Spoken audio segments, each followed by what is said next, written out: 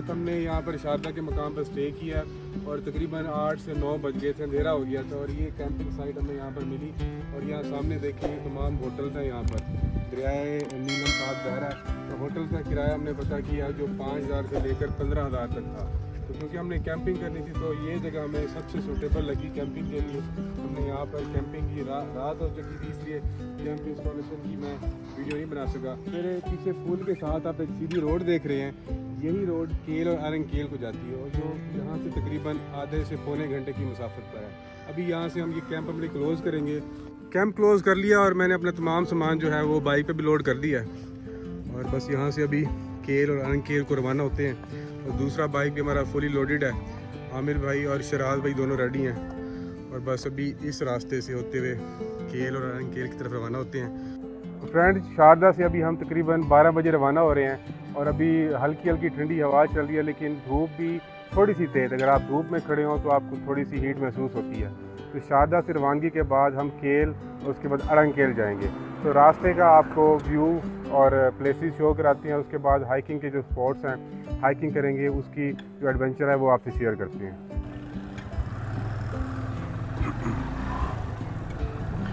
और ये मेन शारदा बाज़ार है जहाँ से हम अभी रवाना हुए हैं केल और अरंगकेल को। और इस रोड के साथ साथ आपको दरियाए नीलम नज़र आएगा जिसे इंडियन किशन गंगा के नाम से बुलाते हैं।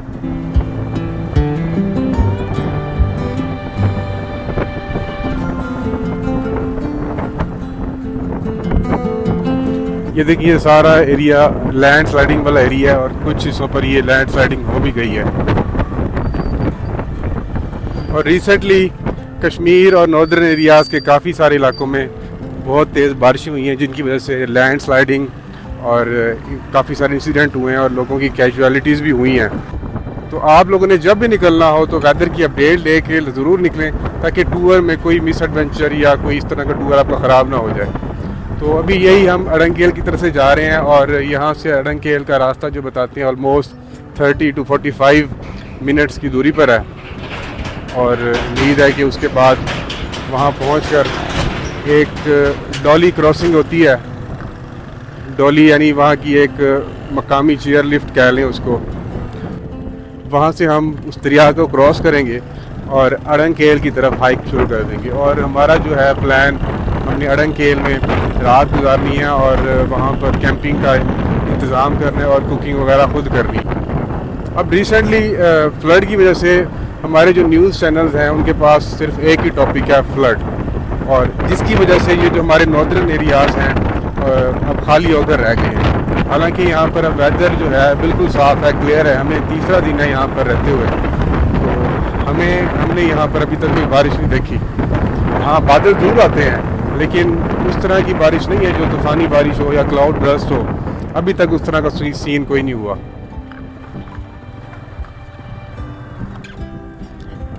और रास्ते में आपको बड़े ही ज़बरदस्त किस्म के सीन नज़र आएंगे। अगर आपके पास टाइम हो वहाँ पर रुकें, नेचर को एंजॉय करें और फिर अपना सफ़र जारी करें।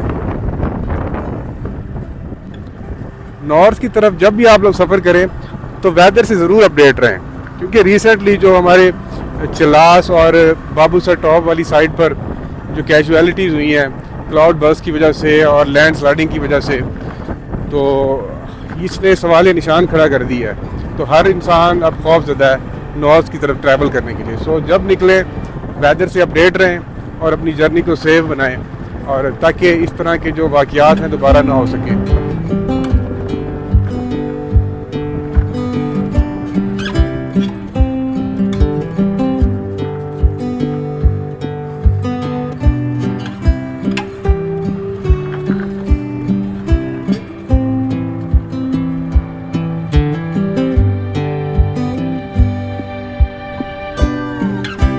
लास्ट जो ऑफ रोड ट्रैक था वो तकरीबन 15 मिनट तक चला और उसके बाद ये मेटल रोड आ गई है। तो मैं भी फ़र्स्ट टाइम यहाँ पर ट्रैवल कर रहा हूँ और मैं भी रास्ते में आपको अपडेट करता जाऊँगा कि कहाँ कहाँ ऑफ रोड ट्रैक्स हैं और कितने हैं और कहाँ पर मेटल रोड्स हैं, ताकि जब आप ट्रैवल करें तो आप इन रूट से और इनकी रोड की कंडीशन से वाकिफ़ हो। रास्ते में इस तरह की ब्यूटीज़ और इस तरह के ट्रेडिशनल किस्म के कश्मीरियों के घर नज़र आएंगे। और अगर आप चाहें, टाइम हो, आपके पास अपनी कन्वेंस हो, तो यहाँ पर ज़रूर रुक के एंजॉय करें, इनके कल्चर को देखें, समझें और आपस में इंटरेक्शन करें। और उस मेटल रोड के बाद अब फिर से ये ऑफ रोड ट्रैक शुरू हो गया और इसको देखते हैं ये कितना ही देर तक चलता है। और जैसे जैसे हम केल की तरफ जा रहे हैं, मौसम में थोड़ी सी ठंड महसूस होती जा रही है।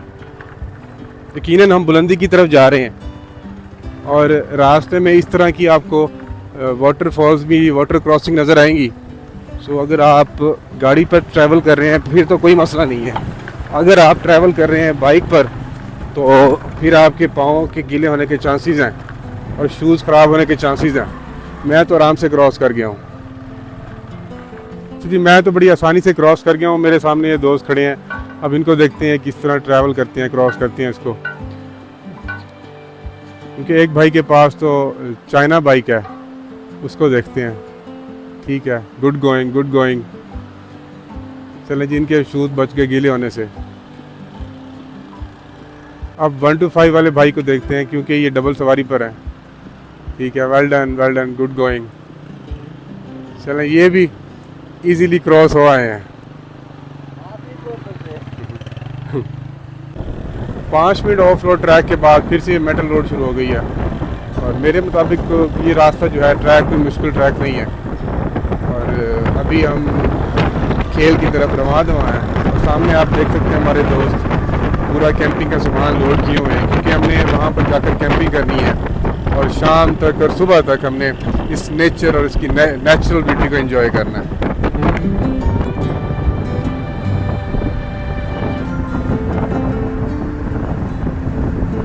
ये सीन चेक करें, कमाल लैंडस्केप का सीन है। कश्मीर को इसलिए कहते हैं कि जन्नत का टुकड़ा है और हम पंजाब वाले कहते हैं कि जिसने लाहौर नहीं देखा वो जमिया ही नहीं। लेकिन मैं कहता हूँ जिसने कश्मीर नहीं देखा वो जमिया ही नहीं।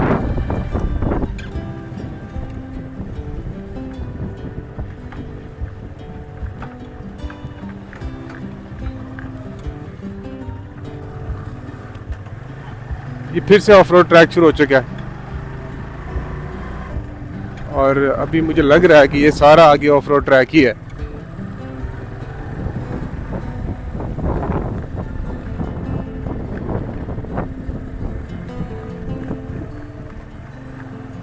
और इस ऑफ रोड ट्रैक से ही असल खूबसूरती शुरू हो रही है। सामने ये देखें किस तरह के लश ग्रीन पहाड़, कमाल का लैंडस्केप व्यू है।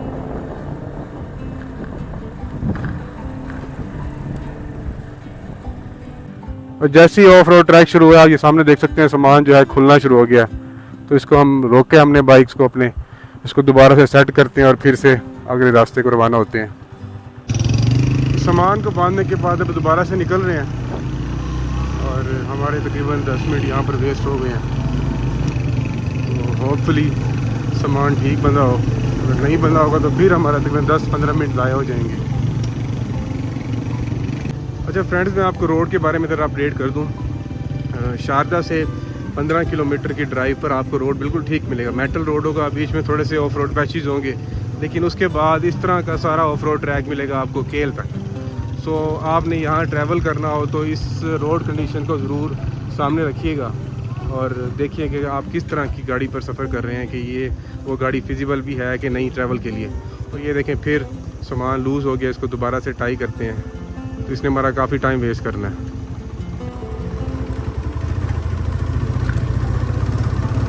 दस मिनट की ख्वारी के बाद, सामान पैक करने के बाद अभी निकले हैं और अब आगे रास्ते की आप हालत देख लें और ये अंदाज़ा लगा लें कि इस तरह की गाड़ियाँ इस रास्ते पर जाती हैं।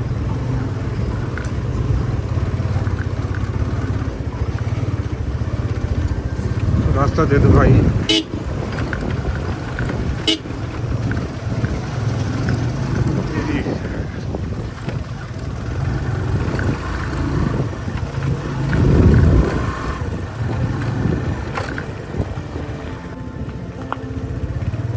ये रास्ते में हर जगह आपको छोटी छोटी वाटर क्रॉसिंग नज़र आएंगी,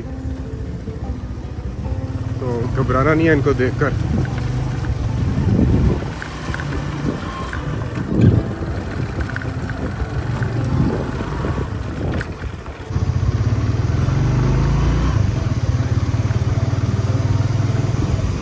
एक वाटरफॉल यहाँ से आ रही है, लोग बैठे एंजॉय करें, और साथ ही एक होटल बना हुआ है, मैं भी यहाँ पे ट्राउट फिश भी मिलती हो, क्योंकि नीलम वैली में जो दरिया नीलम है यहाँ पर ट्राउट फिश जो है वो आम पाई जाती है।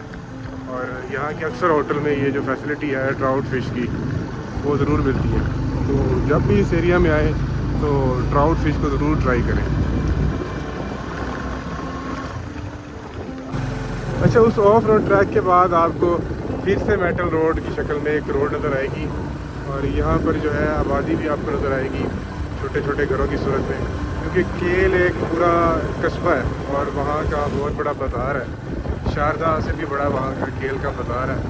तो यहाँ पर आगे अभी मेटल रोड देखने को मिली है, अभी कोई पता नहीं है कि फिर से आगे ऑफ रोड आ जाए या खड्डे आ जाए। चलिए देखते हैं आगे क्या सूरत हाल है। अच्छा जी फ्रेंड्स, फाइनली केल पहुंच चुके हैं और केल बाज़ार का व्यू देख रहे हैं, और इसके साथ ही ये नीचे केल विलेज है। और अभी केल के बाद हमने साथ ही एक डोली की जो फैसिलिटी है वो लेनी है, और डोली को क्रॉस करके उसके बाद हम अड़ंगकेल को पहुंचेंगे, जहां पर हमने नाइट कैंपिंग करनी है। अभी यहाँ से हम ज़रूरत का सामान लेते हैं और निकलते हैं अड़ंगकेल की तरफ। यहाँ पर आकर अभी पार्किंग में बाइक अपने खड़े किए हैं, और इधर हमें एक बैड न्यूज़ मिली है कि जो अड़ंगकेल है जहाँ पर डोली या मकामी ज़ुबान में उसको डोली कहते हैं या चेयर लिफ्ट जाती है, वो जो है वो चेयर लिफ्ट ख़राब है। तो अभी हमें यहाँ से ऑल द वे थ्रू अड़ंगकेल हाइक करनी पड़ेगी, जो कि ऑलमोस्ट डोली का जो रास्ता है वो 45 से 1 घंटे का पीरियड है, और उससे आगे जो अड़ंगकेल है 2.5 से 3 घंटे का पीरियड है। तो अब ऑल द वे अड़ंगकेल हमें हाइक करनी पड़ेगी। तो देखते हैं कि क्या आगे हमारे साथ सिनेरियो बनता है। तो चलते हैं, अपना सामान समेटते हैं और आगे अपनी हाइक को रवाना होते हैं।